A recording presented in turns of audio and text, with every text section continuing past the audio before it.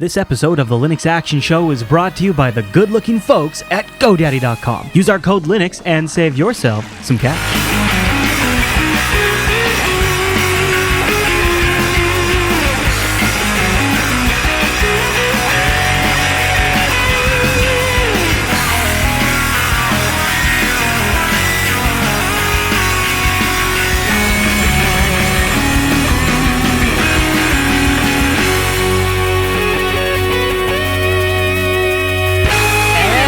Welcome to the Linux Action Show, Season 23, Episode 1. My name is Chris. And my name is Matt. Hey there, Matt. Check it out.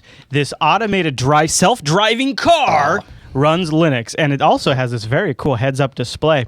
And this is coming out of MIT, which is very fancy. And there's not a lot of details on the actual machine in there, but we do know is that it has it's done quite a bit of trial runs, over 1,200 trial runs. It's got a LiDAR in there. It's got, of course, GPS and a Linux PC, as well as actuators and acceleration and braking controls. And it can actually drive down city streets. That's interesting. And, it doesn't have to be like a predefined path. And from what I was reading also, it said something about the fact that it was able to adapt learning from the driver's experiences so that it wasn't exclusively automated, but it would actually work with human response as well. So I thought that was cool. A crucial key technology to make Skynet a really practical solution. Oh, absolutely. Yeah. Especially if you're switching, there's no radar here. We're going LiDAR. I mean, come on. Right, yeah. And really, we need to get the humans out of this picture and just let the computers take over. Well, it's putting the smackdown on. Right. What it is. I gotta tell you, Matt, we have a great show today. So coming up later in the show, Michael from Phoronix.com will be joining us. Nice. And he'll be talking about his website and some information behind there. We started chatting with him a couple of episodes ago, but he had a bad connection, and we thought, we'll follow up. We've got a lot more questions. Sure. So that's coming up. Also, later in the show, Matt and I go through some of our favorite GUI podcast catchers. Oh, yeah. We talked about a Bash-based one recently. Now we're going to do a GUI one. And then also we've got the news. But first, it's time for our picks of the week. Sounds like a plan. All right, Rock it. Before we get to our first pick, I'd like to say good morning to the fine folks over at GoDaddy.com who are rocking a special deal just for this month. It expires at the end of this month, but you can get 20% off any order. Anything you want at the GoDads, 20% off. Seriously, anything. Anything you want, 20% off at GoDads.com. Cool. Go over to GoDaddy.com and use our code GO. Ready for this? It's a little complicated because it's a special offer. It is GO20 off 6. GO20 off 6. That's easy to remember.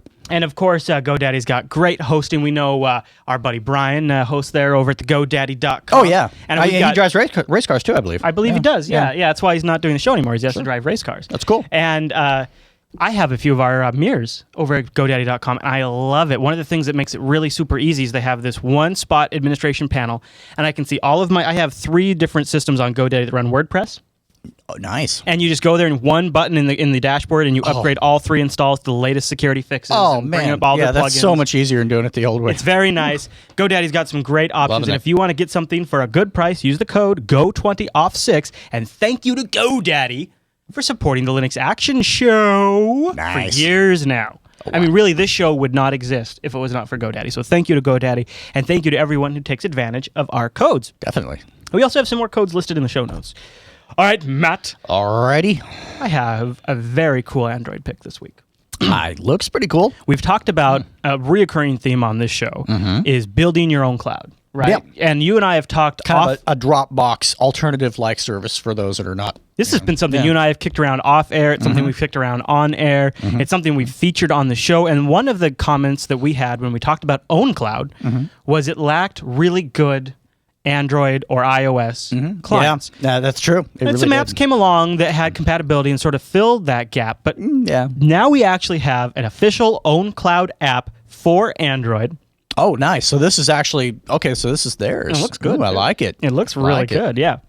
So the OwnCloud app from Android does everything you'd expect. It lets you get access to your files, it lets you open up pictures, stream down MP3s, pull down PDFs, open them in your favorite PDF viewer on Android, rename files on OwnCloud.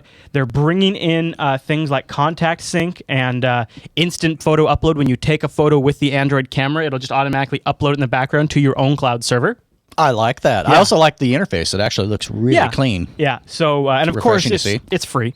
Now, hello. This is fairly new, and it might have a few bugs. They even warn you about that. They say, you know, with Okay. any major first release, you're going to have a few more bugs. Like here they say, as with all version 1 apps, we'll be providing fixes for known bugs and features and improving the app over time. Support for this app from OwnCloud Inc. is provided through a subscription to OwnCloud 2012 Enterprise Edition, which that basically is corporate speak for saying support for this app. You're on your own unless you pay. You can get the app for free, but if you want support, you're on your own.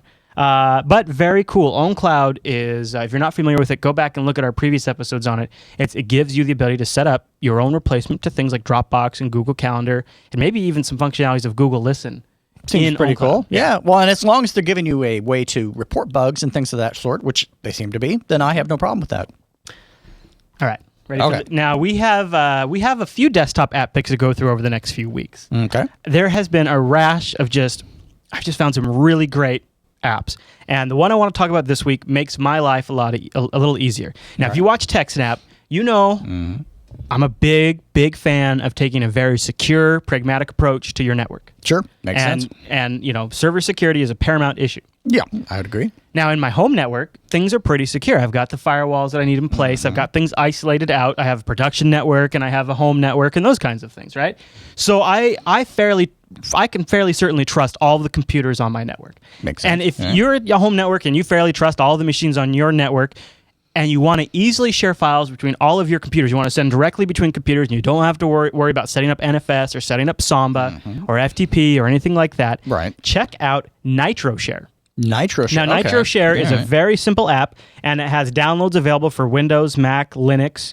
Nice. And it's in the Arch repos, it's in the Ubuntu repos. The Arch one is a little old, I think, but here's you can also find NitroShare over on Launchpad. But I could talk about it, but I think I'll just show it to you. So here is a little VM I'm running here just to capture the screen, and you see up by the clock there's this little up arrow button.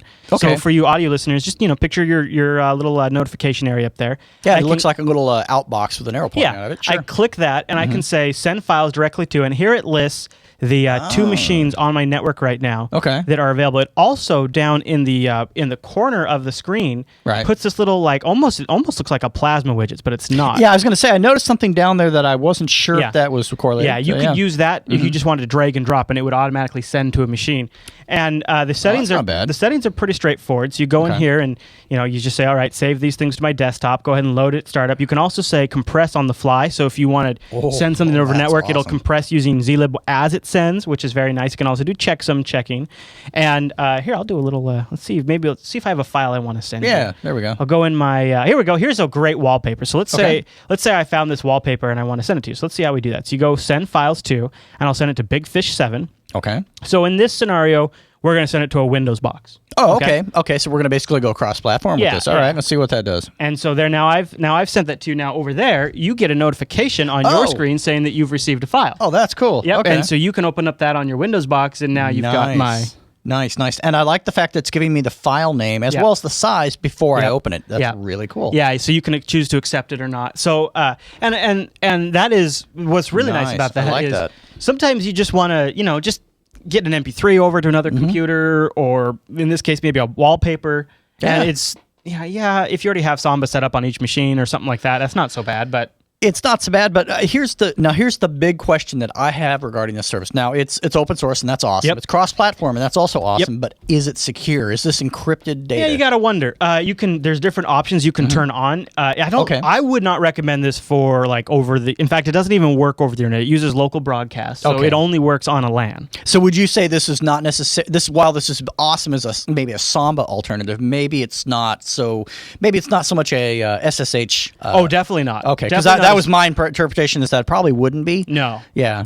No, it's because that's usually what I use at home. But it's not an SCP replacement. Okay.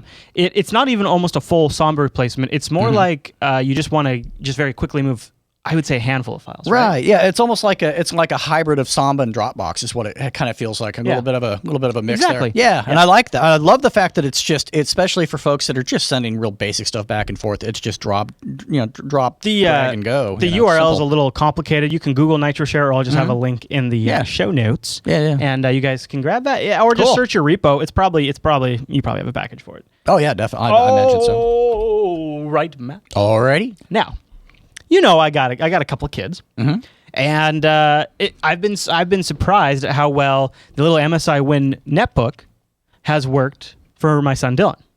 He just uses it to play with like Tux Paint and stuff. Sure.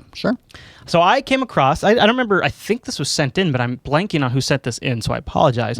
But check out this distro pick for this week. Oh. Now, nice. Do you think you pronounce that Doo-Doo Linux? Well, it depends how old you are. For the adults out there, I'm going to say probably Dodo. But it looks like Doo-Doo to me. But, it could be Doo-Doo. I think my son would say Doo-Doo. Doo-Doo. I like Doo-Doo, but yeah. D-O-U-D-O-U Linux. Yeah. But, Dodo, Doo-Doo. Doo-Doo is, I think, what he'd say. Dodo, you're probably right. It's probably Dodo. Dodo, Doo-Doo. Same difference. Either way, it's cool. Anyways, we're gonna go with Doo-Doo because that sounds fun. Yeah. And it is a very fun looking kids distribution. It has very nice little menu that comes up to launch the apps directly. Like there's Tux Paint, Child's Play. Very simple, straightforward. They have a USB key version. You can just flash it. Love that. You want to let the kid you want to unleash the kid on the machine for a little while. Boot it off the USB thumbstick. So you're no longer actually relying on a dedicated machine or a VM or something like that. Or if you don't have kids, but you have family coming over that has kids, and you want them to have something to play with for a few days, Bob's your uncle. You throw that on. Yeah. I like that. Well, and when I was looking into it, the one thing that just absolutely snapped to me really nicely was the fact that it had Dance Guardian installed. And it was already pre-configured, and you weren't left trying to figure out what you were going to do as far as web content filtering. Yeah. Now, it was only set up for to stop adult content, but even just that is a good place to start. I do like that quite a bit. That's really cool because honestly, on Ubuntu and some of the other distros, it's pretty lackluster, and you're almost better off going with some of the web alternatives. So. And it has Tux Racer. Yeah. Ooh, well, it's a win. Yeah, there you go. Do you do Linux is what Enigma in the chat room is suggesting. Do you do Linux? So it was Doo-Doo Dodo. Well, I guess it really was Doo-Doo. Yeah. I mean, it's I guess according to Neen, it is blanket in French. So, and I believe Neen. Okay, cool. And that would make sense, right? Yeah. Because it's a kid. Kids love blankets. Yeah. So you can find that over at doodoolinux.org or link in the show notes. And if you have kids, let me know. Try it out. I see right now I have, because I wanted to try Unity on a small screen, I have 1204 loaded on the netbook. Okay. And actually, I mean, again, I'm not trying to be a big Unity guy here, but he's actually able to use it. That was, even with teenagers, my 15-year-old nephew, who was just really not so much into computers, but really into gaming, was able to navigate and knew exactly where everything was. He was all over it, I couldn't believe how simple it was. So I would say that for kids of all ages, they seem to really take to Unity. Oh, there you go. So Jed in the chat room says, I've been using Doo-Doo Linux for friends' kids for about a year. Kids love it. Really? There you go. It's kid tested and approved. Well, there it is. Doo-Doo Linux, kid tested and approved. All right, cool. Matt. All right. Let's do the news.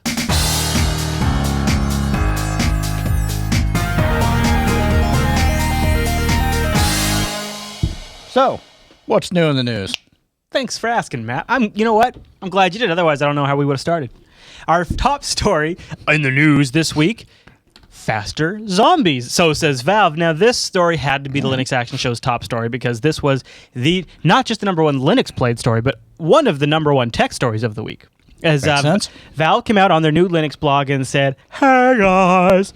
They've been testing on a Intel Core i7 with GTX 680 and 32 gigs of RAM, although they were running a 32-bit OS.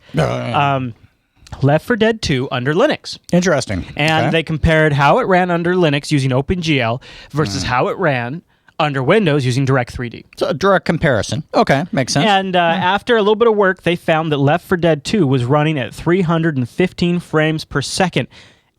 The comparable performance under Windows was 270 frames per second. Okay, that's pretty significant. Valve attributed the big differential to kernel streamline improvements in the Linux kernel, of course, sure. And also, actually, they contributed a lot of the performance improvement to OpenGL versus Direct3D. Makes sense. Now this is sort of rocked a whole series of stories that we'll get into, but what they say is, interestingly, the process of working with hardware vendors to speed up OpenGL has also helped Windows too. So this we've talked a little bit about how what Valve's doing is sort of working its way into the Intel kernel, it's working its way into the NVIDIA kernel. It's actually also benefiting Windows in some regards too, which is sort of surprising to me. I think this is more of an indictment probably of Direct3D than it is of the Windows platform. Yes. I think we've seen enough benchmarks that show consistently that Windows tends to perform better. But I'll say this. My experience is actually when I run the same two games under Windows or Linux, a lot of times the Linux experience, if everything's working correctly, is better. Oh yeah, I mean that's been my experience with it, and even benchmarking as. Yeah, I would say Linux outperforms Windows in a lot of areas. I mean, I just overall, I mean, there's still some video drivers, things that need to be worked out from time to time, but I think Valve's showing that maybe that's not such an issue. Yeah, no, that's fair. If there's not a video driver issue at that time or at that moment or with that particular, setup, absolutely true. Yeah, they benchmarked it. They benchmarked it thanks to the chat room. They've benchmarked it under Windows 2 using OpenGL. Okay, and 303 frames per second. Oh, this is exciting for OpenGL. So you still had roughly a 15 to 14 frame per second better rate under Linux than you did under Windows, both using OpenGL. Wow. So Linux still outperformed when it was OpenGL versus OpenGL. That's funny. And what blows me away about this is Valve has had years and years to tweak the Windows source engine and to tweak the games for Windows. And they've had months to do it for Linux. And that's pretty telling, actually. Yeah. I mean, I think that's extremely positive. Well, it's extremely positive, yeah. But I think it's very telling just on a bigger scale that clearly, I mean, that's a big deal because that then starts venturing into other things, and all of a sudden, a lot of the old beliefs about one OS versus another become a lot less of an issue. So you get the driver stuff fixed. I mean, now tell me how you interpret this. This is crazy. We've been working with NVIDIA, AMD, and Intel to improve the graphics driver performance on Linux. They have been great to work with and have been very committed to having engineers on site working with our engineers, carefully analyzing the data we see. We have very rapid turnaround on any bugs we find, and it's been invaluable to have people who understand the game, the render, the driver, and the hardware working alongside us when attacking these performance issues.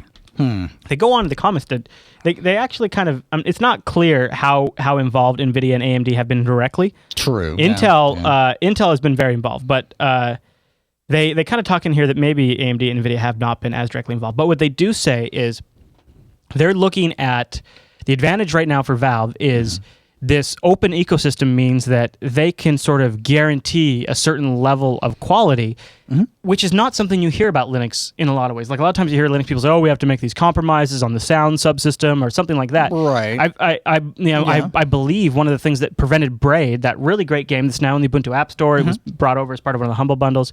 Originally, it was an Xbox game. Oh, I didn't know that. The developer started first on a Linux port. Oh. Gave up because he was having issues with sound syncing and meeting actions, and he's just got too frustrated. Right. Now coming back, you see if you stick with it for a little while, which Valve has a little more money they can afford to do. Sure. They're able to sort of make the changes in the greater ecosystem, which then accumulate to overall performance fixes and things like that. And while that sounds like it's a very long evolutionary process that's costly for a company, it's better than not having an option at all where the vendor just says, all right, next version, we're switching to this crazy new touch interface that's going to be horrible for games. That's true. And I think they decided to make the investment for the long-term survival of the company. Yeah, honestly, because I mean, I think a lot of companies are really rethinking putting all their chips in one operating system basket of any sort, not just one versus another. So, I think that's definitely in their best interest, and I think that's awesome. I really hope to see it continue, and I hope that AMD and NVIDIA continue to work with them at whatever level they're working with them at. Yeah, for sure. Right? Yeah. Now, I'm going to now, of course, the chat room is a mixed opinion on this. I think, but I'm going to play a little clip here from John Carmack. All right. And John Carmack, who I have a lot of respect for, you probably know him from id Software. The man's a genius.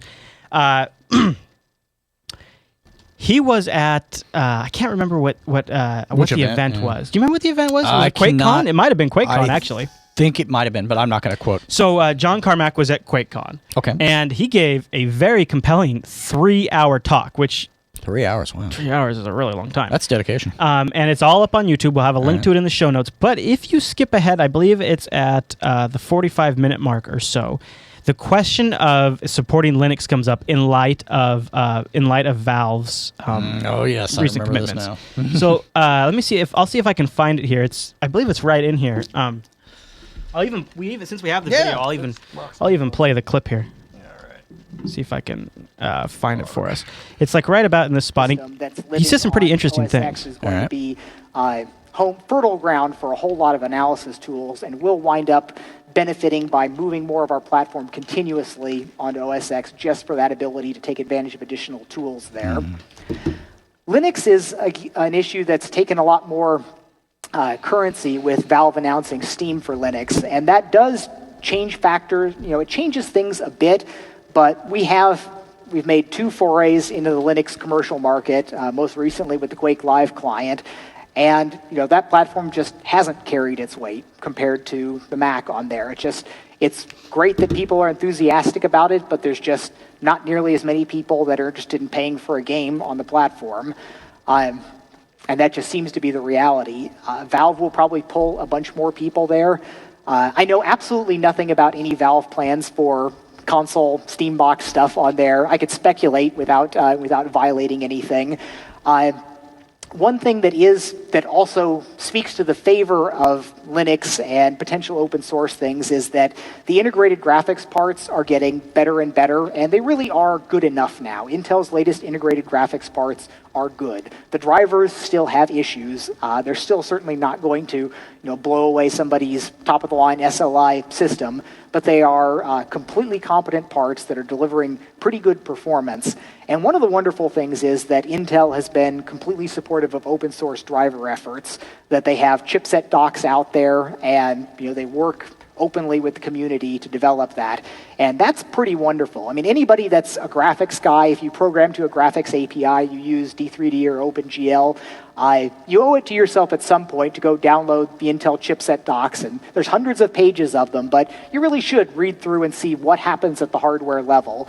It's not the same architecture that NVIDIA and AMD have on there, but there's a lot of commonalities there, and you'll grow as a graphics developer to know what happens down at the bit level. And another one of those things that if I had more time, if I could go ahead and clone myself a few times, I would love to be involved. He goes on to say that he loves the fact, just kind of like what Valve was saying, that Intel is more of an open platform. They can contact Intel, they can work with Intel, they can get the driver fixes pushed out, and those kinds of things. Now, he talked about their Mac market share. I guess I looked up the stat. I guess it's something like Linux has like 25% of what 25% the size of the Mac audience, and they consider the Mac audience to be small, and they also consider the Linux client to be better. But like the chat room is saying, it's just a web game, and to base your assessment of an operating system's gaming platform viability on the success of your browser-based Quake game that not only is really old, but just not compelling. Well, there's a few issues I take with this. For one, I gotta wonder. I've seen this type of attitude happen in the media world. For instance, I think it was HBO CEO said that this whole cord cutting thing is a trend and will be over in about 6 months. This is the same psychology that I'm seeing in this. Well, this Linux stuff, it's really cool, and we think that's great, but it's more of a hobby thing. Right. Thingy. He also based it on the sales of Doom 3. Yeah. And I thought, that's not a good... Who do you know? Now, remember when Doom 3 came out? That was a while ago now. Yeah, it's quite a while ago. By the way, maybe time to do another little bit of market testing. But, and again, I have total respect for John Carmack. But anyways, the way I did Doom 3, and I think the way most Linux users did Doom 3, is you buy the Windows version, you pull off all of the files off the DVD, put it on your hard drive, and then you go get the Linux executable and you put it in there and you run that. Yeah. You don't buy a Linux version directly, and then the benefit is you can play it on both Windows and Linux. Exactly. So I don't. They never would have seen any revenue from somebody like me, and I think that's how most people do that. That's exactly it. And he's just operating under a false pretense. He's not really looking at big pictures. If we took all new markets in this approach, we'd never get anywhere. Right. He's not looking at the fact that this is right now with Windows 8. Which, good or bad, whatever, the fact is that with all the end-of-life XP stuff, and then all these new opportunities coming up with people that are jumping on to various new Linux distributions, this is a really great opportunity. I think so. And don't you think this is sort of echoing, kind of like you said, some of the same things people said about the mobile platforms? Yeah. Now they're huge. Oh, yeah, exactly. So, anyways, it's a great talk, and I didn't get the impression that John wouldn't reevaluate that stance. He's not. If Valve did well. Yeah, I think he's willing to take a Microsoft approach in that we're willing to do it, but we'd rather someone else spend the R&D dollars to do it first rather than us, and that's fine. That's his prerogative. Yeah. And Steam also has a bit of a bigger incentive, whereas id's just shipping games directly. Steam also is trying to get an entire sales platform moved over as well. So, and frankly, I think they have a larger vision and are going to do really well because of it. I think they're going to find a lot of people embracing them because of it. So good for them. Now, Matt, now let's talk about a few people that are willing to make games for Linux. Everybody in the internets is familiar with Urban Terror. Oh yeah. And version 4.2 beta has been released for Linux. There's a link in our subreddit that gives you like a nice walkthrough on how to get it going. A couple of things. A new game type called Last Man Standing, which sounds like a ton of fun. New updated maps, updated match mode, and there's also some video here in the show. Matt, you ever play Urban Terror? I have not played. Are you a first-person shooter guy? I am, actually. Oh, really? Yeah, I'm not on an ongoing basis as much as I used to, but yeah, I used to play a little bit. I was big into Unreal Tournament back in the day, 2003 era. I feel like Urban Terror is on my list of as a Linux gamer. Like I just never go to Urban Terror. Honestly, it looks a little old to me, and so I've been inclined to just not really check it out and look for the flashier stuff. But reading through the love for this game. I should probably be checking this out. Well, you should be checking. Tried it. Yeah, and I mean, you should check it out because of the fact that if you get a really great tune, some really great tunes and some headphones on, and you're in the game, you're in the zone, you're in it. Yeah, you're totally in that. You're just bouncing off walls and capping folks. It's great. Yeah. It's a good time, right? That sounds like a good time. Yeah. So next, I know we've played it for a little bit on one of our gaming shows, but next time we do a gaming show, I think we'll have to put this new version in the rotation. Yeah, I think so. And this seems like it'd be a great multiplayer one to play with the live stream. All right, one more game coming to Linux is Shadowrun Online. Now, Shadowrun, you might be familiar with Shadowrun, the standalone player. This is an online version, and it's a Kickstarter project. It's not fully funded yet, but they've already hit the point where they're going to do Linux support. Wow. So that's cool. All right, cool. It's going to have fluid co-op gameplay and intense player versus player with faction wars. They'll be using Unity, not the desktop, but the 3D engine, which is still not fully ported over to Linux yet. It'll run out of the box on most modern Linux systems. Okay. But they're only providing official support for 64-bit and 32-bit Ubuntu with vendor-made graphics drivers, so proprietary drivers. That's it. I've told you, it's becoming the face of Linux. Ubuntu is it. Like it or lump it. That's what it is. It does seem to be so. And so I did a little survey on Kickstarter and looked for things that are supporting Linux. And honestly, it's not too uncommon to have them say Ubuntu Linux. Right. And like these guys, they're clear. It's going to work on other distros. Oh, yeah, totally. We're targeting Ubuntu. Right. And a lot of times the psychology for that is that for newer folks that don't run other distributions or maybe are unsure, this gives them a place to start from, and then they can try out other distributions from there if they want to. So that's cool. This is the hedge that Ubuntu needs to be like that de facto, and that is going to give them a whole new range of responsibility. Exactly. And honestly, I'm a little nervous about that, but it really does seem to be the one platform people are saying, we're going to ship for Ubuntu. And that could change in the future. It's kind of, it's like a snowball going down a hill after it gets to be a certain size. I don't see it changing unless something substantial changes. I think that it's become the de facto distribution for a lot of folks. And even those that absolutely detest it and just they cringe every time they hear it. I'm not saying everybody should love it. I'm simply saying accept the fact that this is becoming the face of Linux for the desktop. And if that's a good thing. If it's bringing new people on and maybe getting them onto other distros, that's okay too. And thanks to GeoSlay53 for posting that to our subreddit. Now, awesome. Did you see that the GNOME project? Almost kind of funny, right? Because last week we had some comments about the future direction of GNOME. We did. GNOME released a series of blog posts featuring what new features will be coming to GNOME 3.6. Right. One of them is some revamps to Nautilus. Okay. Taking away things like the extra pane. They're doing a few things. Overall, I actually don't think it's anything too dramatic. Some people are upset about some of the things they're taking out. I'm not real big on some of them, but that's okay. They're moving things like the menus are gone and they're going to a gear. So there's going to be like a gear you'll be able to tap or click. Yeah, that's one of the things that made me twitch a little bit. Yeah. Okay. So the folks at the Mint project did a little twitching too, and they've announced a port of Nautilus called Nemo. Finding Nemo. Nemo version 1.0. It's a couple of weeks old. So remember now, the Mint project, they're wrapping these things up. They've got Cinnamon, they've got MDM, they've got now they've got Nemo, and starting in 3.6.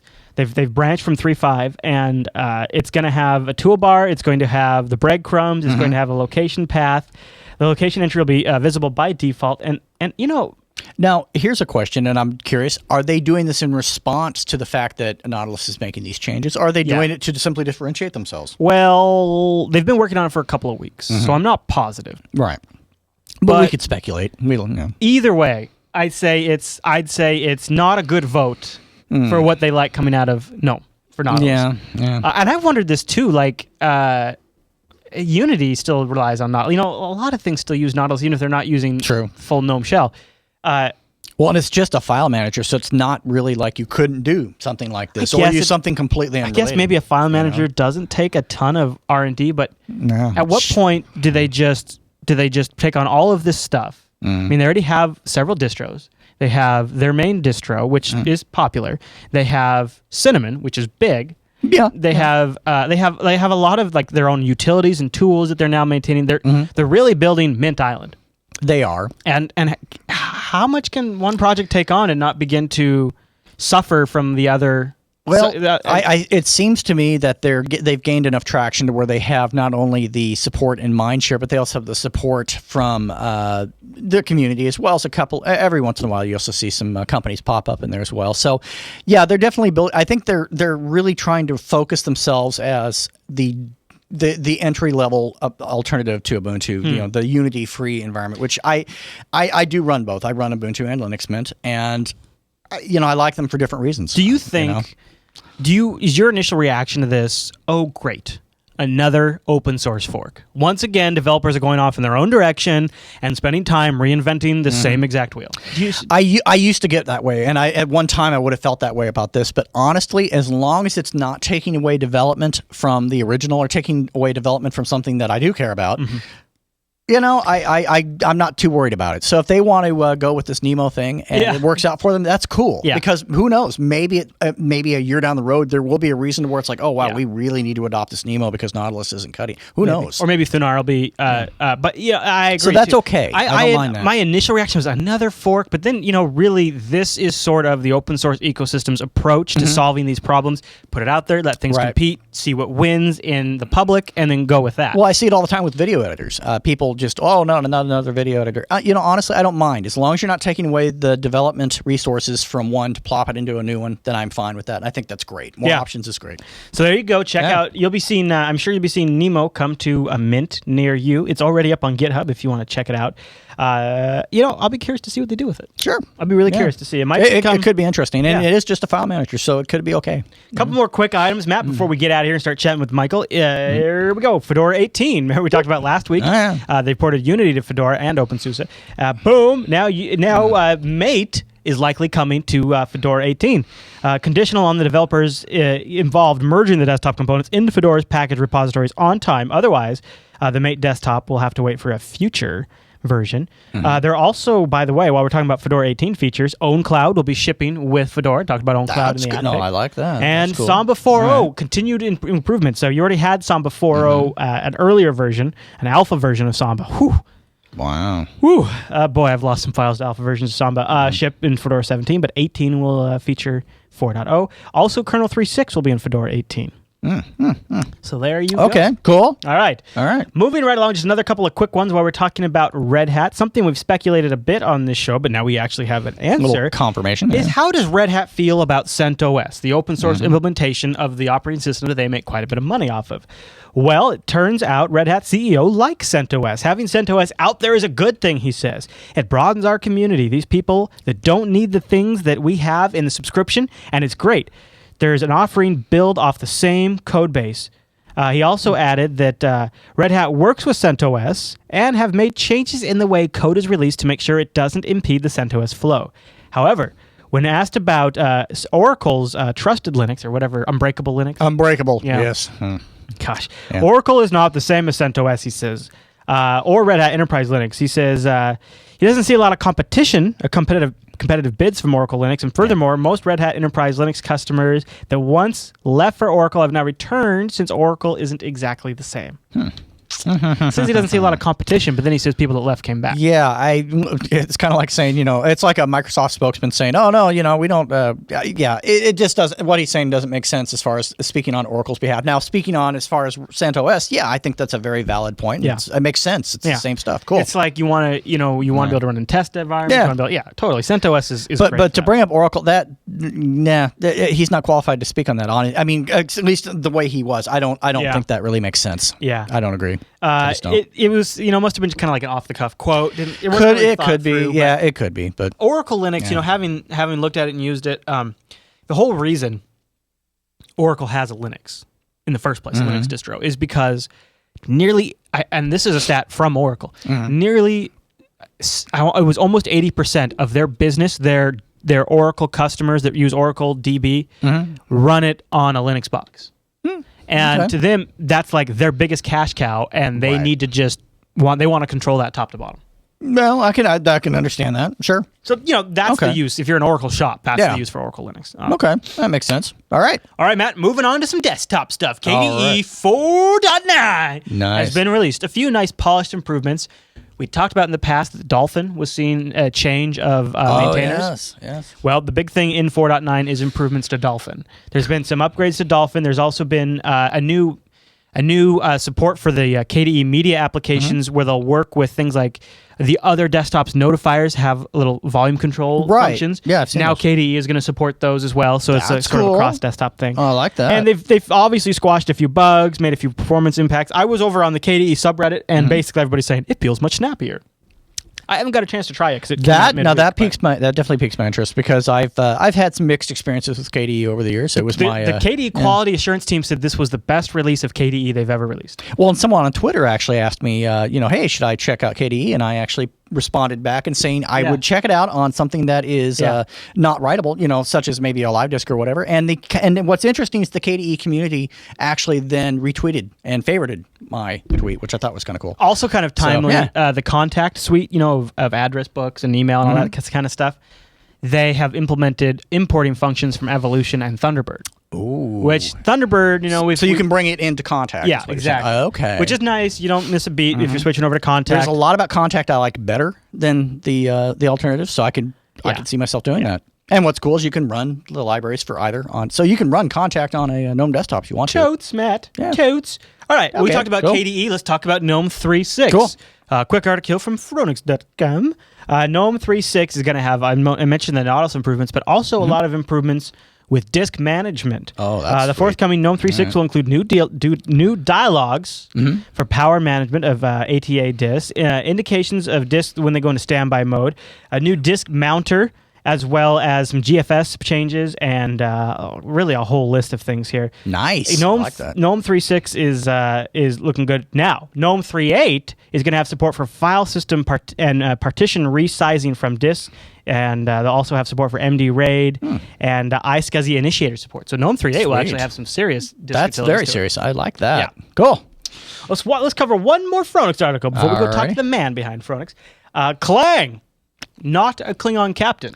Well, and see, that was what I actually said. Is it to me, and maybe I'm wrong, but that sounds Klingon to me. It does, yeah. Throwing that out there. It is. Clang is a Klingon captain first. But Clang is also a new Linux audio system, and what's different about this from Pulse Audio or ALSA is its kernel level. It stands for kernel level audio next generation. That's what Clang stands for. So basically, you're not going to have the much of the issues that you would have with Pulse or ALSA because of the fact it's so granular. It's right there at the lowest level. People have heard like real time patches and stuff like that. Yeah. Here's just a real quick production workflow. Imagine you have a mixer. Imagine the possibilities. And that mixer comes into your computer over USB or FireWire.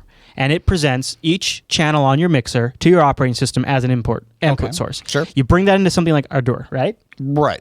You can, in real time, apply compressor, gates, normalize, any kind of EQ you want in Ardour, and then you can pipe that back out to the mixer in what's called an insert. Okay. And you can actually bring it into the mix, you can hear it in the headphones and all that kind of stuff. The problem is this is just one example, but the problem is if there's a little bit of delay there, what the host here is, if it's just the slightest delay, a few hundred milliseconds, you hear this weird delay that just screws with your brain. And you can actually see this on different operating systems. If you move between operating systems, this effect will be different.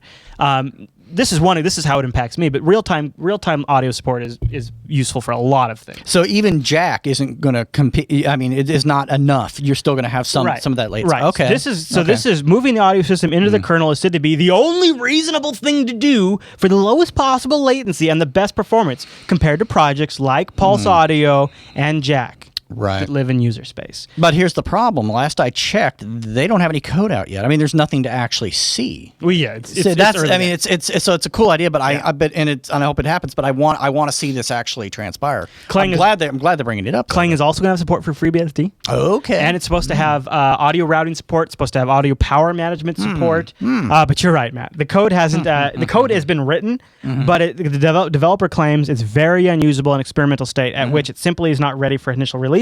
Okay. The first release of Clang sources will happen as soon as both the routing systems are stable and functional, and native driver for Intel HD audio chipset have been finished. Okay. I think if it happens, I think that's awesome. I would love to see it happen and be successful. Yeah. I know the Linux crowd can be a little hesitant about audio subsystem changes. I tend to be. Yeah. Something kernel level does make sense. Although we keep moving stuff into the kernel. I mean, because I remember Jack 2003, 2004, and the actual head imprint on my desk from it crashing because I kept banging my head against the desk. So when they started introducing new sound systems, I tend to get a little crunchy. Yeah, it takes a little while to get the bugs worked out. But if it's successful, that's awesome, and I would love to see what they got. Absolutely. Sure. All right, Matt. Well, that's all the news for this week. And joining us on the Skype line is Michael Larabel, right? Did I get that right? Larabel. Larabel. He is the proprietor of Phoronix.com and a few other things you may have heard about. We'll be chatting with him today. Michael, welcome to the show. Welcome. Thank you. Yo, absolutely. Now, let's start with what is Phoronix.com? I happen to have been a big fan for years, but in your own words, how do you define the website? Basically, it's a resource for providing Linux hardware reviews, driver information, and other Linux-related news items that I founded in 2004 after being dissatisfied with the amount of Linux hardware content and having Linux hardware issues myself and graphics drivers, or back then even like some USB mice not even working until configuring your Zorg conf. Right. Actually, I believe I started following you in 2006 when you had an interesting blog. Actually, it might have been when you were doing it on Phoronix back then, but it was this. You did for like 50 days. You switched from the ATI Red blog. Yeah, where you switched from the NVIDIA chip to an ATI chip, and you just sort of painstakingly documented every single thing that might ever matter when using a different video card, and then ended it at the end of those 50 days with here's the state of the driver. And it was like this total vindication of all of the experiences I had with my ATI card, which was the drivers were so horrible back then. They were terrible. Really bad. Fortunately, they've improved a lot since. They have. Yeah, I've had great success with mine. Yeah. Now, so obviously, I've been a fan for years. One of the things I've always loved is the performance comparisons and the performance benchmarks you do. And I think that's where some of my questions start. Now, first of all, before we go too far, I want to kind of talk about something that I noticed in our community, and I want to get your thoughts on it. And that is I believe it started happening when the Valve rumors really started circulating out there. And you were really you were the guy talking about that. And there was a period of time where it seemed like Valve was denying it or being very catchy about all of it, and you continued to post. And I feel like maybe at some point, some people thought you were just link baiting and you were starting to lose credibility in their eyes. I never really perceived that, but I wonder, have you perceived that? Do you think you following the Valve story for as long as you have, do you think that costed you some viewership in some way or some capacity like that? What are your overall thoughts on that? Yeah, it probably cost me in the short term, but now that everything I've been saying for the past months and years has panned out by Valve, they definitely believe me now. Like everything I'm saying about like the Intel Linux graphics driver work, and then like the different hires that they're doing, and everything else that they see is all correct. It's all pretty much panned out. Yeah. I want to transition here in a bit to the Phoronix Test Suite, but before we jump to that, let's talk about the performance reviews you do, because really Phoronix.com is still one of the sites out there that really focuses on not only benchmarking Linux, but benchmarking the different distributions and then comparing them to their commercial alternatives.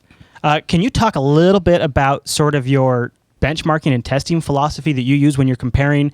A lot of people will generally take issue with somebody's methodology, so I'm sure by this point you've really refined something. Can you talk a little bit about your testing methodology?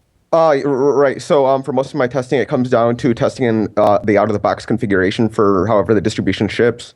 Because with Linux, there's so many different tunables with everything being open source and so many packages comprising the system. So generally, unless I state otherwise, it's all being benchmarked in the stock configuration, as that's how the vendor ships it. So I assume they put in the same default and they do the research. And Sure.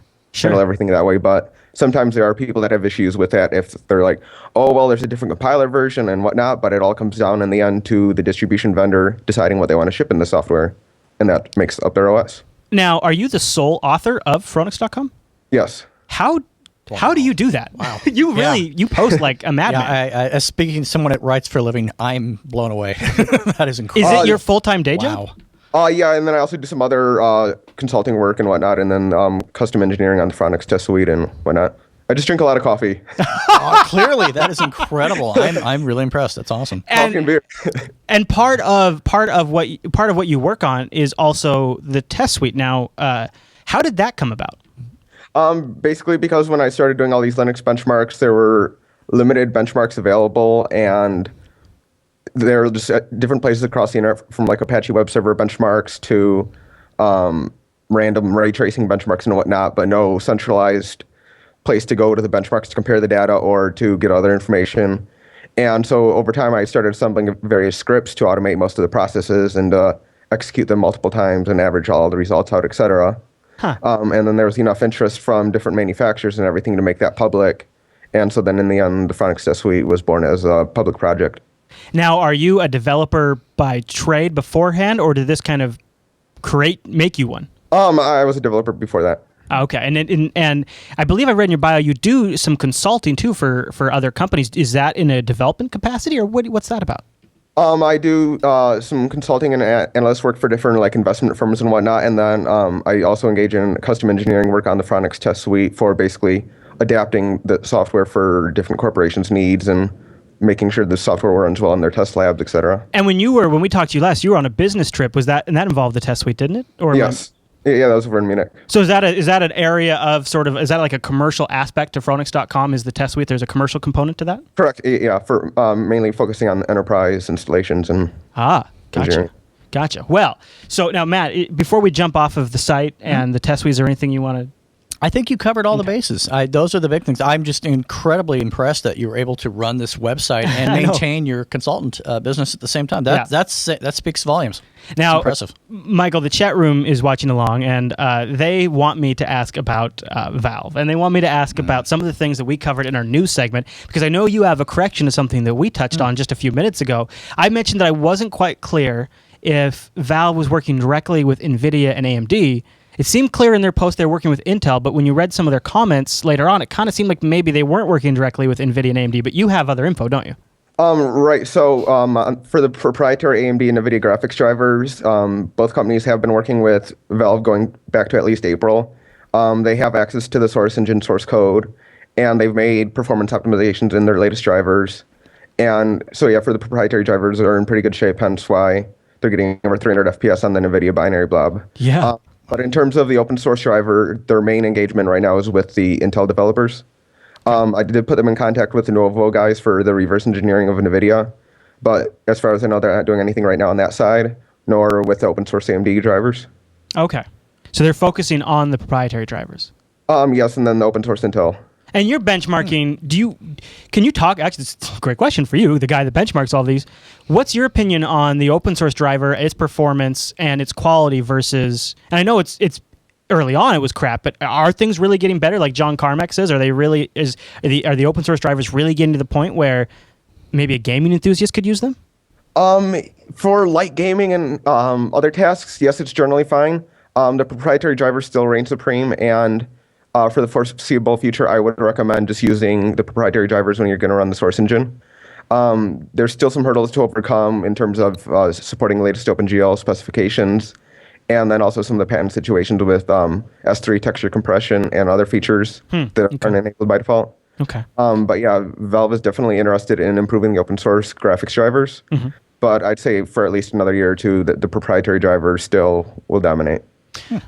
That's interesting. Now, I'm guessing by the way you followed this Valve story that you must see this as a watershed moment for Linux. Yeah. This is a make it or break it for the Linux desktop going on right now. You think so? Definitely, with their ultimate plans for Linux and their other projects coming up. it's a huge opportunity for Linux. Do you have any specifics you want to share on why you think it's do you think it's a make it or break it? Because if a company like Valve, who's working at this infrastructure level, working at the application delivery level, and working at the game level, then ships code, ships a way to distribute it, targets the biggest distro, and if that's not a success, you think that's why it's a failure, or is there something else I'm missing? If Valve ultimately withdraws from their Linux plans after they ship a few games or whatnot, it'll be embarrassing for Linux, and if Valve can't profit and make Linux gaming lucrative, then basically no one else can. No one's going to try if Valve fails. Right, yeah, definitely. And so if they can't achieve it, then basically no one else can, especially when they are committed to making the driver-level improvements and other infrastructure changes. Without going completely GPL, it doesn't really seem like there's a way Valve could do this in a better holistic approach, right? I mean, it seems like they're really doing the full picture deal here. And I can I don't know, Matt, what's your reaction to that? Do you think it's true if they don't pull this off, it's a make it or break it? I think that best case scenario, and I'm just speaking from my own personal experiences over the years, I think best case scenario, it's going to hurt badly for 5 years plus. Mm-hmm. I mean, I think and that's best case scenario, and maybe, you probably agree with that, but that's my interpretation. And honestly, I think that it's... now, that being said, I also think that the folks that are already on Linux, they probably will be bummed out about it, but they'll move on. But I think for newcomers and folks that are, at a crossroads, they're coming off of Windows and they're wanting to check out their alternatives, it may drive them to alternatives. Yeah. I mean, I guess as I see this, Michael, it seems like Linux is facing sort of this not quite yet, but could very soon be a perfect storm of Windows 8 being a bomb, Valve kicking people's the video drivers vendors' butts into gear to getting actually really solid Linux video drivers, Ubuntu getting good with 12.04, and the thing is 12.04 is good enough, and it's going to be supported for years, so it's something vendors like Valve can wrap their brain around. Right. They have people on their OS that are willing to spend money in their Ubuntu store, so they can kind of point to that as a little bit of a market test. It seems like all of these things are lining up. Do you worry at all that Ubuntu is the distro that's been chosen? Because if I follow you, aren't you a bit of a Fedora guy? I'm fond of Ubuntu, Fedora, and most of the other ones I use roll on some boxes. I use CentOS. You have a Mint box behind you right now. Yeah, I'm actually testing one new PC for CompuLab, their new Mint PC. Nice. Really? The new Mint PC, really huh? Cool. Yeah, so far it's working out pretty well. Yeah, you like it? Oh, yeah, it's very nice. What's the specs on that? I remember it's like, $300 or something? Yeah. Something like that. It's Core i7, Ivy Bridge, plenty of connectivity. Are you kidding me? It's Core i7? It looks like the size of a router. Right, yeah, it's incredible. Oh, there it goes. But yeah, Core i7. That's not a router. No, this is a Core i7 system. It's got two antennas sticking off the back. That's pretty cool. Yeah. Well, and it's nice and slim, so you can. That is really nice. So I assume, are you gonna have a review or a benchmark of that up on the site? Yeah, I will in the next few weeks. Very nice. Cool. Now, any other Valve related things you want to touch on before we run? Next week, they will be presenting at SIGGRAPH LA, their conference in Los Angeles for OpenGL. They will be talking about the performance optimizations. And it would not surprise me if they make another announcement at that time as well. They are really just milking this. I mean, in a very effective and good way. I don't mean that in a bad way. Like the Valve blog, they're working with you, obviously, to get info out to you, and you're disseminating out. They spot an opportunity, and they're not fooling around. I mean, I'm really impressed by this. I'm excited. I don't want to get too excited, but I seriously think this might be one of the most exciting things to happen since I've been doing the show. Yeah, and I think so. Do you feel that way with since you've been writing for Phoronix? Oh, yeah, definitely. This is a huge moment going on right now with Valve. I really feel that way, too. I feel like I've been watching the trends, and I've been watching the things that happen in Linux, and I can't think, and I don't know why I didn't really buy it when you were first talking about it. I just wanted to be guarded about it because I feel like it's such a big deal. I feel like it's so big that I almost wanted to refuse to believe it because I didn't want to be let down. And I think maybe that might have been where you got some of the people that kind of put their nose up on the news, because people are guarded about it because it's getting your hopes up. But now it's actually happening. And honestly, I know Richard Stallman's come out and said he's not a big fan of it and things like that. But as you pointed out, there are those that felt that way. But then there's folks like myself who felt really excited, cautionary excitement. I wanted to wait and see. I was in no hurry. I would rather they concentrate on quality versus speed. And so I was excited at the prospect, and I was satisfied with that. Yeah. And now it's paying off. You're right, and I look forward to the future. Now, one last Steam rumor I just want to see if I can pick your brain on before we run is: have you heard this rumor that they might also be delivering things outside of games, like applications? They found some resources in recent Steam apps for Android and iOS that indicated like office productivity apps might be sold through Steam. You heard any rumors to that effect? Yes, I have, and it would not surprise me at all. And nor if they ended up coming out with their own Linux distribution, that would not be surprising at all. Nor their own hardware console. Here's the the hardware console. $10,000 question. What distro do you think they would base their distribution on? They wanted to go. Canonical approached me to try to get them to go with Ubuntu Core. Interesting. That would make sense if they're developing for Ubuntu now. Yeah. Yeah, definitely. But if they do end up introducing their own Linux distribution, that will come at a later point and not this year. What about a hardware box? Ooh, yeah, okay. They certainly will not be using Windows on any hardware box they may or may not ship. They may or may not ship in 2012? That would be very soon for any hardware launch. Yeah, that'd be a little quick. I know, but maybe they've been working on it. I don't know. I'm Mr. Optimism here.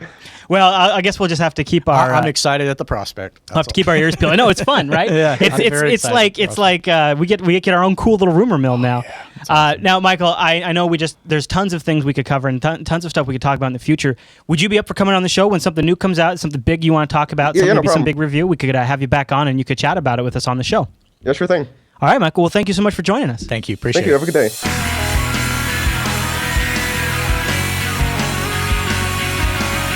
Okay, Matt, now this week we had an interesting follow-up from the Bash scripting episode segment that we did last week. I remember that. Now, we've gone back in time and let me start over. Jeez. Good. That is natural selection. See, now I'm voted off the island. I couldn't do my intro. I'm not allowed to do the show. That's natural selection. Voted off the island. That's natural podcast selection. See, we're on an island, right? Here we go. All right. In 3, in 2. Now, last week we showed you a way you can get your podcast using something on the command line, a bash script. But some of you wrote in and said, really, guys, there's so many cool GUI tools. And Matt. I think there's something to be said for a good GUI tool. There is. Yeah, you can run it in your tray and whatever. Yeah. Now, here's the challenge that we talked about on the live stream before we started recording was there are dozens and dozens we could choose from to cover. Countless. And then there's like your favorite jukebox softwares that have podcast support, like Amarok. But they tend to be a little more bloated. Maybe you don't want that much going on. I take the Linux command line philosophy. I like small precision tools to accomplish what I want. I don't need a resource hog. Now, one of these we're going to cover, you probably couldn't describe as that. But we'll start with GPotter. Start with GPotter because that's definitely one you could describe like that. But before we do that, I want to remind everyone that these segments are sponsored by the great folks over at System76. Thanks to them. Rock support of this show. Oh, absolutely. They've been fantastic for us. And I remember back, so they have a picture right here of the Lemur Ultra. Ooh. And I had something that was very equivalent to that years and years and years ago. And I remember it shipped with a version of Ubuntu that was current at the time. Oh, yeah. Okay. And Ubuntu did an update afterwards, and like what happened a lot, and still does happen sometimes with laptops, webcam just crapped out. Oh, no. Webcam's dead, sucks. doesn't work anymore. It's like a kernel level issue. Oh, ouch. I emailed System76 and got an email back from Carl himself who said, you know what? We're aware of it. We're working on driver. Give us a few days. And sure enough, within a few days, seriously, in the repo, because they have a System76 driver repo, they integrate in with the update management system. Oh, there's the new driver. I downloaded it, installed. There's a little GUI that came up and said, click this box to turn it on. Webcam was working. I love that. I love the fact that they jumped on it that quickly, so you're not having to wait for everything to catch up. That's great. It was like, oh yeah, that's why I'm doing this. Yeah. That's why I go with System76. And check out some of their desktop machines too. They've loaned us here the Wild Dog Performance, and we use this thing for all kinds of in-studio tasks. So thank you, System76. Awesome. All right, well, let's cover the lightweight one first. All right. And that is, it's a GTK-centric one, but it works just perfectly fine on KDE. And that's GPotter. A nice little wrapper, you know. GPotter is it sits on top of a lot of great little back-end commands. And you see on the left-hand side, you have the shows you're subscribed to. And then on the right-hand pane, it's their available episodes in the RSS feeds. And there's just a ton in the Linux Action Show feed. And you just subscribe to the ones you want, you download them, and it has some very rudimentary support to transfer it over to a mobile portable device as well. Well, not only that, but you can also pick the player that you want to view it in. You're not being defaulted to something. And for me personally, I have preferences. I like that control. I also like they really handle really intelligently, which is great. Like if you go over to our website and on all of our shows where you have the video player, when you scroll down just a little bit further on the page, we have the direct download links and then the RSS feed links. Right. And what's awesome about GPotter is when you right click and copy one of those feeds, and then you bring up GPotter. Yes, I know exactly what you're talking about. Yeah, so you go in here and you can say, and it's already auto-filled. Yeah, it automatically reads your clipboard and pastes in the RSS URL. Which is cool because you don't even have to have a separate clipboard app running to do that. It does that for you, and that's a big deal. It's very smart. It's like, well, if you're doing this, you probably just copied it because RSS feeds are always horribly, horribly long.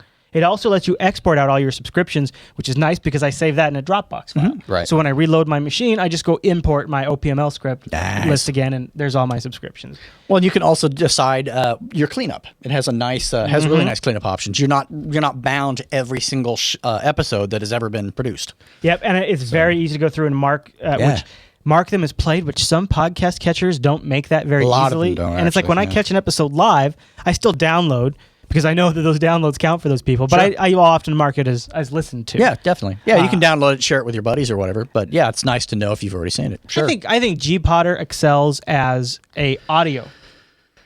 Well, see here. It does video, but it excels as audio, but I say it excels in video in the sense that if you're a control freak from my perspective, I don't need hand-holdy nonsense. Just give me the damn video and let me do it. Let me run with it.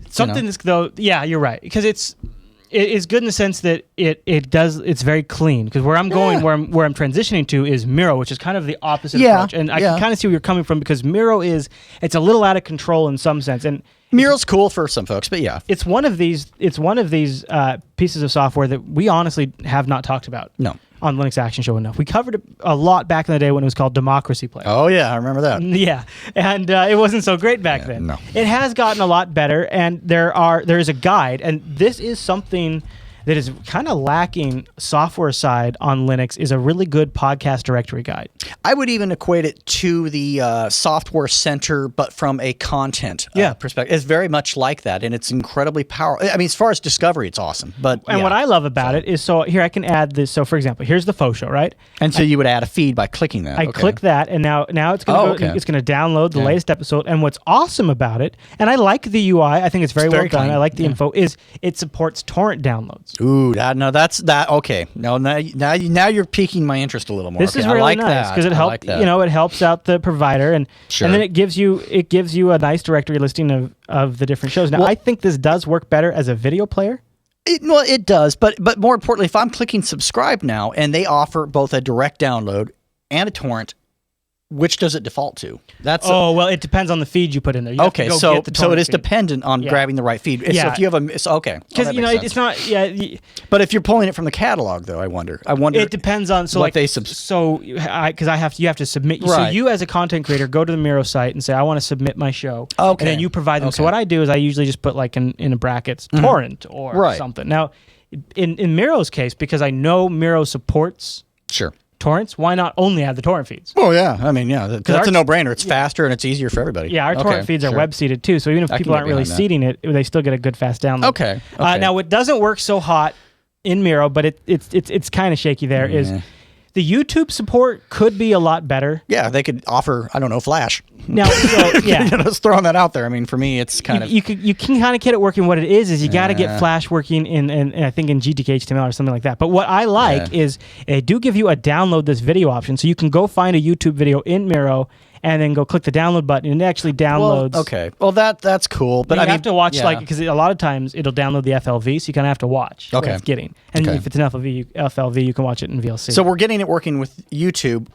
What's up with Hulu? How's that panning out? I don't know. I've never really tried because for me personally, I want Hulu, YouTube, Schmootube, whatever. Hulu requires Flash 10.15364. Yeah, that's my big thing. Because as far as the YouTube content, I'm subscribing to that through probably another podcatcher because I'm going directly to the source to get it. I'm not necessarily going to watch it through YouTube. Yeah. But with Hulu, I mean, that's it. That's the only way you can get it. Yeah, that's pretty weak why, sauce. why offer that on? Why not for Linux people not offer that at all? Why are you teasing me for the? I think there's a way to do it. Stupid. I think you just have to install Flash in a special way. Okay, well, and Maybe if people know, let us know. Maybe we yeah, can make a because future I've how-to. asked 50 times. Really? I've asked and asked and asked and asked. never There's know. get satisfaction things for it. I mean, it's just The audience reach is wide, Matt. You might get a solution. bang some tables, people. Let's get this going. If somebody tells us how to do it, we'll make a how-to out of it, right? Yeah, I mean, it really pisses me off because it's like, stop offering this thing if I I know. can't use it. It's a broken God. feature. Don't put it in there. Yeah, 'cause God, look, the first it's, thing you I know, get is good Hulu grief. requires Flash. Yeah. I mean, for me, it's just, I'm not usually that upset about it, but it's been pissing me off for like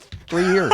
It's like I've been asking for, I don't even know how long. Come on, guys. Or just don't put it there. Yeah, I mean, I get it. If you don't have, I know you're a nonprofit, and I respect it. I've donated to you, but for the love of Pete, remove the I did damn too. link, please. I donated too. I mean, come on. All right. Okay, I'm done. Now I'm getting upset because I'm now done. that I think about it, they've taken my money and it still doesn't work. Well, I did it with the intention of supporting the foundation. I wasn't wanting, I had no strings attached. But stop including stuff that doesn't work in my client. That's all I'm asking. I definitely have a love caution relationship with Miro because I do feel like its resources are sometimes a little overbearing. But when you think about what it's doing, is it's subscribing to maybe a half a dozen video RSS feeds. Half of those, Sure. it's doing torrent generation. So, it is a lot of work. Oh, and it's a great client if they would fix those minor issues, or just settle on the fact that we are in fact not really that great on the Flash front. So you're pretty heartily endorsing. Well, then the, we the like to all GPOD. pretend like the Flash isn't a big deal, but a newsflash for you, it kind of still is. I don't love it, but it kind of still is. It's just like, come on, guys. Yeah. So anyway, You can also, Random. funny enough, is you could in GPodder download videos and then send them to Miro for seriously? playback if you wanted. I don't know why. yeah, I you do mean, that. I'd probably just do another. Yeah, anyway, but that's fine. It's a great app, and I wish them all the luck in the world. But just come on, guys. Matt's recommendation: stick with GPodder. God, Well, I mean, that's not fair. Stick with GPodder for your direct-to-content stuff, but bug Miro about removing the link. For There you now. go. That's all I'm asking. Or fix Hulu. Or fix Hulu. I don't think that'll happen, but just remove it. If you have a GUI podcast catcher that you love, leave a comment wherever you're watching this episode, so that way the other audience members can get them. I don't think we'll do another roundup anytime soon, so put them in the comment section. That way the other folks that are reading can they see can them as discover well. it. Yeah, definitely. Cool. Absolutely. All right, Matt. Well, that's the Linux Action Show's look at a couple GUI podcast catchers. That brings us to the end of this week's show. Big thank you to Michael for coming on. I feel a little inadequate after. I mean, I feel like I do a lot of things, but that guy does a lot of things. I try to keep myself busy with projects, but clearly I need to step up my game in order to even begin to be a pace car for the accomplishments that he's done. It's just incredible. I'm really happy that Valve's working with Phoronix and Michael because, like I said, I've been following him since 2006. I follow a lot of news sites, and I've always been impressed with the benchmarks and the things that he's managed. Like, he's always been topical with like the Btrfs versus Extended 4 benchmarks that I've, right at the right time. So, big fan. Stuff we care about. Yeah. You know? Now, Matt. Yeah. We just covered podcast GUIs. We did. And thank you to System 76 for supporting that. Big thank you. Why don't we answer a question before we get out of here? I think that's a great idea. Now, here's the catch. All right. I don't actually have an answer for this. Maybe you do. Maybe the chat room does. Sure. Maybe we can get, or maybe people out there might have an answer for this one. But Avatar Continuum, or Aviator, as I like to call him, he's often in the chat room, and he writes in, "Hey guys, I've been watching all of your shows for a few years now." I know that. He says, since joining the Jupiter Broadcasting fan club, I've learned to build my own computer, and I'm running Linux on it a couple of times. But I always end up returning to Windows because of a single yet very costly problem. I don't believe in pirating media. And being in Australia, we've always had a severe lack of legitimate alternatives to buying movies or television shows outside of iTunes. Over the years, I've built up a massive collection of thousands of movies and television shows, all of which are DRM restricted with Apple's FairPlay. It really bothers me that I went out of my way to do the right thing by purchasing thousands of dollars worth of media legitimately, and Apple has rewarded me by locking me in to use their products. And the only way you can view them is on whatever. Right, yeah. I can't find any way to remove the DRM protection or play my media files on Linux. Do you know of any solutions to this problem short of purchasing or re-downloading my entire collection, again, DRM-free sources, which I'm not fond of doing, even though I legally purchased them already. Keep up the great work. Well, so how can you remove iDRM? One thought that crosses my mind, and this may not work for downloadable content such as stuff coming from iTunes, But if it was a DVD, I would use Handbrake. Yeah. So I don't know. I've never tried. I've never even looked in that realm as far as whether that works with it. But it might be worth exploring. There may even be perhaps a plug-in or an add-on. Chat room says you should just download. But he said thousands, and he might have bandwidth caps. That's a lot. If you're in Australia, you do have bandwidth caps. Now I know if you Google remove iTunes DRM, a lot of apps will come up that run on Mac or Windows.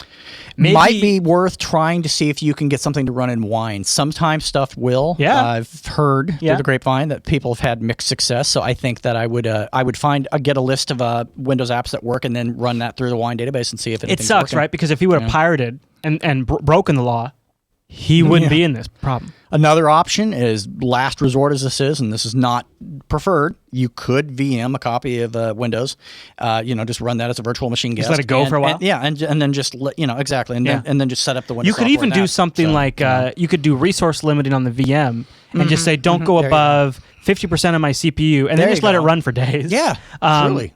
Or if you've got a separate box you can run with, that's even better. Here's what I would look for, though, Aviator. Is I would look for something, if possible, I don't know if this is possible, but something that doesn't transcode the video. Yeah. So you don't want something to re-encode, because that'll you'll lose some quality there. So if possible, you want something that's basically going to lift the container file, pull out the AVC video track and pull out the AAC audio track, and then put them in a new container file without the DRM wrapper. I don't know if that's possible, but if you can, that's what you want to look for. And the other thing you might want to consider is if you do re-encode that audio track, because that audio track is AAC, and not everything has AAC support, but most stuff does. Right. And of course, the little disclaimer with stuff like this: when in doubt, ask a legal professional. We're not giving you legal advice. This is simply this is simply just something to consider that we are, if you are talking about in theory. Yeah. So seek the advice of a professional. And unfortunately, in theory, it seems like the best thing to do is to pirate. In theory. Yeah. In theory. Really does. I mean, I've heard.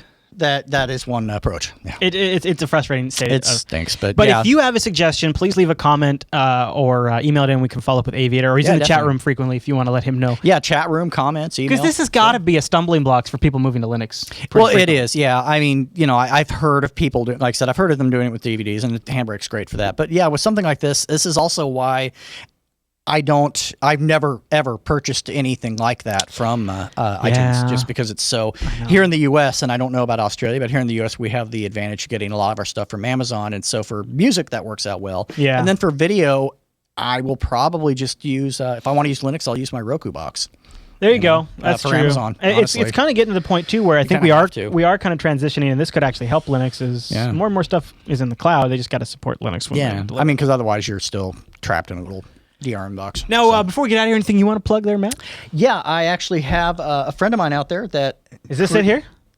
Yes, that is the website. Now, here recently, I was sent a. Is this a duct tape wallet? This is a duct tape wallet with the Ubuntu logo on it. Now, I should say, this was done as a gift, and for obvious reasons, she can't sell this trademark until she gets the okay for that. However, she is offering wallets. Oh, it's got made out of Tux on duct tape there with actually penguins. Yeah, Tux the penguin. Tux the penguin. Yeah. Yeah. So she's got where'd it go? The ecomaker.com? Ecomaker.com. And then, of course, the actual URL to the store will be in the show notes because it's kind of lengthy. It is lengthy. Yeah, I've actually, you can put your cards in here. It actually has cash holder. Yeah, check that out. It's just duct tape. And it actually holds up better than you think it will. Oh, look, it even has like credit card slots. Oh yeah, and I had pictures on my, and I'll have to put them up on Google Plus, some on my Facebook. I actually have had cards in there and everything. It's just fantastic. This is really funny, and it's like $10. I mean, it's like, come on, right? That's neat. So it's cool. It's like I would definitely check it out if you want to a creative gift. Yeah, give that a whirl. All right, well, very cool. And now you can catch us live. The Linux Action Show is live at 10 a.m. Pacific over at jblive.tv, and we stream the audio version at jblive.info. And then the show is released for downloads in just about any format you could want over at jupiterbroadcasting.com a few hours after we're live. You bet. All right. Well, Matt, thanks for joining me this week. You betcha. Glad to be here. Yeah, it's great to have you here. And hopefully everybody enjoys the new visual package. People watch live didn't get to see that, but we got the new fancy visuals. And we have a couple more things that'll be rolling out over the next few weeks. And one last thing I want to suggest you might want to check out. Matt started an interview suggestions thread over in the linuxactionshow.reddit.com subreddit. And if you've got somebody that you'd love us to get a hold of to interview on this show, and even better, if you have their contact info or a way to get a hold of them. That would be preferable. That would be really great. Find that thread over in the subreddit and toss your suggestion in there. We'll be going through that list and beginning to contact people to get them on the show and have some conversations with them.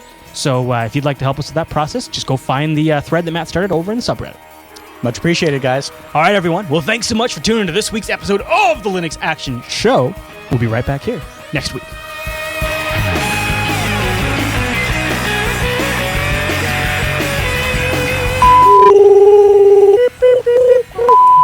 1, episode 1 of season 23. And welcome to the Linux Action Show.